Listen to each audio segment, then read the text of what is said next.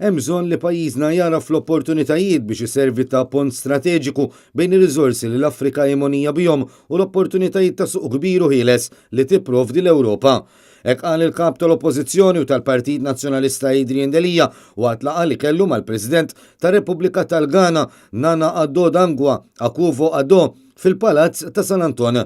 Adrien Delija qal li mal-President tal-Ghana u tkellem fisem l-Oppożizzjoni iżda wkoll fisem diversi entitajiet Maltin u Awċin li jistgħu japprofittaw minn relazzjonijiet tajbin bejn iż-żewġ naħat. Jien tkellimt tan-nom tal-Oppożizzjoni, però tkellimt tan-nom ta' diversi negozji li negozju Maltin li jistgħu japprofittaw, jużaw u jieħdu opportunitajiet anka fil-rigward ta' dan il-pajjiż. Fil-waqt li hu importanti li jeżistu rabtiet diplomatiċi, il-kap tal-Oppożizzjoni jenfasizza fuq il-bżonn li jinħolqu wkoll rabtiet f'setturi bħal negozju, l-isport, il-kultura u anke t-turiżmu. Dan kif dawn is-setturi jgħinu biex in-nies jersqu aktar qrib ta' xulxin.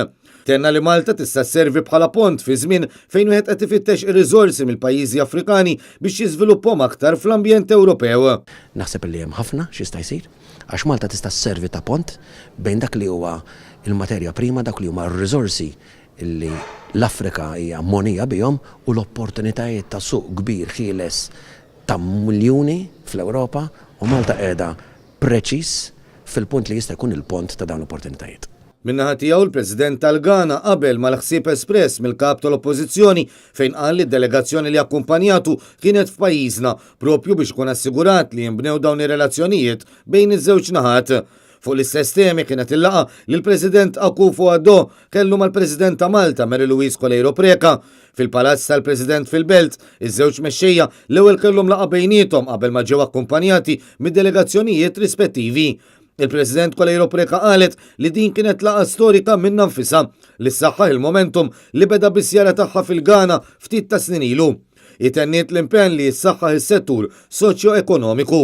Mal-wasla tiegħu fil-Pjazza San George, il-President tal-Ghana intlaqa mill-banda tal-Forzi Armati ta' Malta fil-waqt li ispezzjonaw wkoll il-Gwardja tal-Unur.